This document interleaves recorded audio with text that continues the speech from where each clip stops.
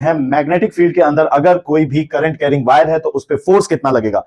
तो सबसे पहले आप ये समझ लीजिए जो आईडीएल होता है उस करंट एलिमेंट को हम लोग क्यू इंटू वी का मतलब है चार्ज और वेलोसिटी उस चार्ज की इससे रिप्लेस कर सकते हैं, यानी कि जो लॉरेंस फोर्स की एक्सप्रेशन है उसमें हम इसे रिप्लेस कर सकते हैं आई डीएल क्रॉस बी।